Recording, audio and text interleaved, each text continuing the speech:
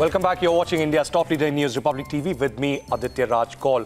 On this special broadcast, we are being joined on live with Dr.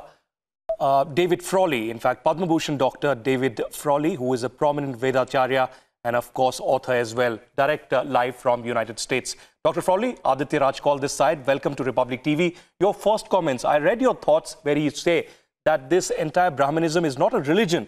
This is perhaps a distortion and a colonial mindset, really. How do you see this Twitter controversy? What is your message to the founder, Jack? Yes, my message is very clear. Even in the United States in the 19th century, we had the term of Boston Brahmin, a respect for the highest level of the New England and American cultural society, including figures like Ralph Waldo Emerson and Henry Thoreau. So it was traditionally a term of respect, and also Brahmin refers to, of course, the priest, the knower, the sage, in the higher sense. So this should not be turned into a term of denigration. This is almost appearing like anti-Semitism, which is often used relative to the Jewish community. And we must also understand that when you target a group in a general way like that, you're actually promoting hatred and division.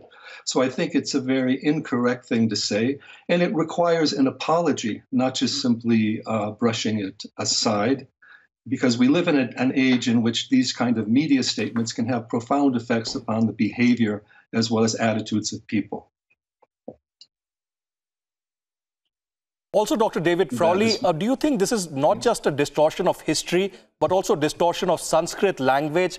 And of course, you know, there is patriarchy abundant in other religions as well, which is frequent in India, particularly. If I say triple talaq is an issue, you know, nikah halala is an issue. We've seen how the nuns have been suffering as well, other case. So why single out the Hindu community particularly, and hence the outrage, don't you think?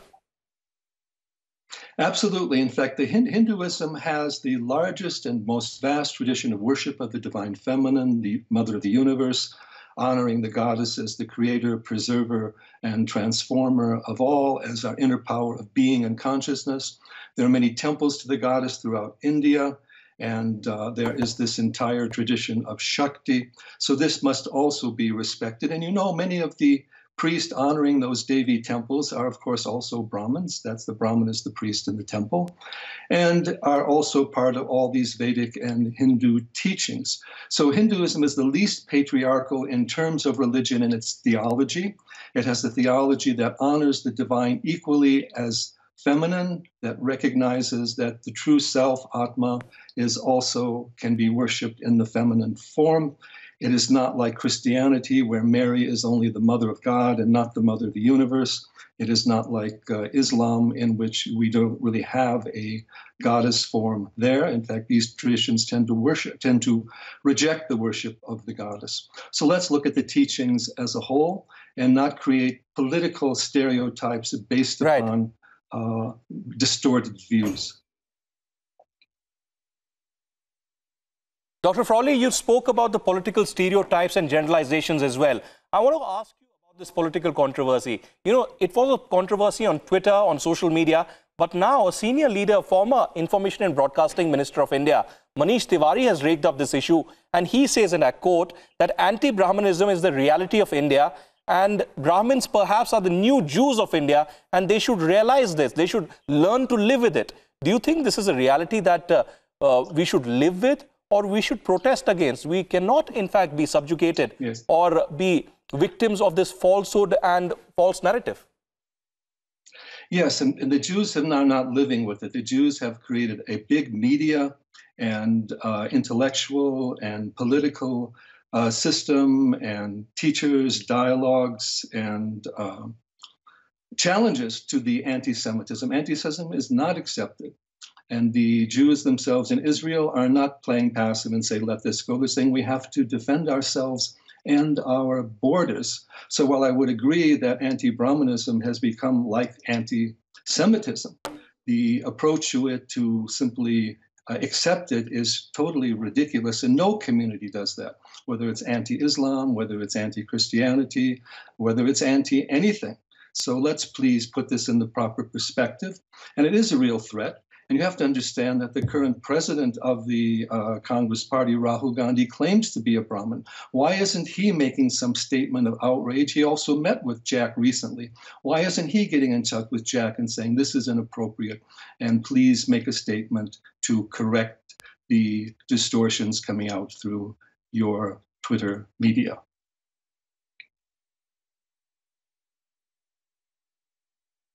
Well, Dr. Frawley, so in that context, you believe that what Manish Tiwari is saying is actually, contradicting Jack or Jack's position, if we believe it to be so, that Brahmins have actually suffered post-Mandalization. They have been marginalized, at least in the political sphere.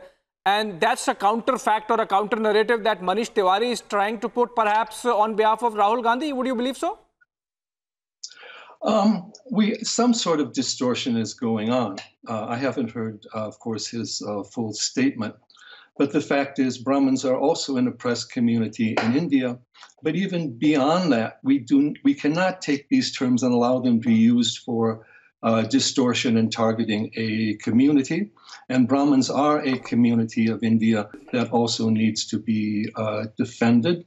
And all the political parties of India should come together and make statements and counter what is going on in this regard and make it into a public issue, not just simply an issue of one political party or another. That is my view.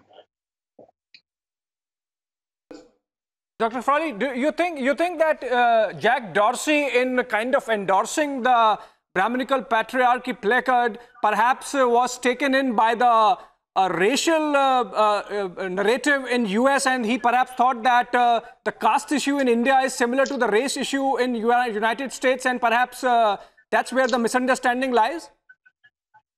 Well, I think the misunderstanding is certainly there. It's also because of Marxist thought, which is trying to create more of a caste war in India because they don't have the class war situation as they had in Europe.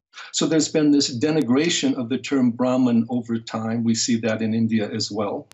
And the point is that someone in the social media at a public level should not be bringing in those political views for a term that also has very high levels of respect and refers to a specific community of people. Today, we don't want to go after marginalized minorities, social identities, political identities.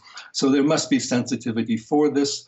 The West and media people like this claim to be sensitive on identity issues. So let's bring that out relative to the Brahmin as well. Well, one question that Dr. Frawley, towards the end, we want to ask you is about Rahul Gandhi. You, through the course of the interview, said that Rahul Gandhi should speak up. He calls himself a Brahmin, and perhaps his roots go to Jawaharlal Nehru and perhaps the Kashyap Bhumi, or so as to say Kashmir Valley, as you would say, Dr. Frawley. But do you think it's important for Rahul Gandhi, because he's a political figure of India, he opposes Narendra Modi, he needs to speak up on this controversy because he has shied away in the past as well, on the Ram Mandir issue as well, Dr. Frawley. Congress has not come out and said that should there be a Ram temple at the Ram Janmabhoomi. So do you think he should say what Congress believes about Brahminical patriarchy or backing Jack Dorsey? Two things. First, he should say what Congress says about it. But he should also say what he personally, as a Brahmin, says about it, particularly as someone who has used his Brahmin appearance and Brahmin identity as part of electoral campaigns. So I think there's both a personal and a public party responsibility that should go on. He should also state his view on the Ram Mandir and other cases like that at both personal and public levels, because as a person of some influence, it requires that he makes his view clear so that the India society and the political parties overall know how to go forward on this issue. It's very difficult to go forward on this issue when one major person is almost intentionally silent or ignoring it. All right, Dr. David Frawley, who has been joining us live directly from United States, a prominent Vedacharya and Padma Bhushan. Thank you very much. It was a very interesting conversation, and we do hope that Congress will come out with an explanation on this entire controversy and an apology from Jack of Twitter as well. Thank you, Dr. David Frawley. We head for a short break, and this remains our top focus.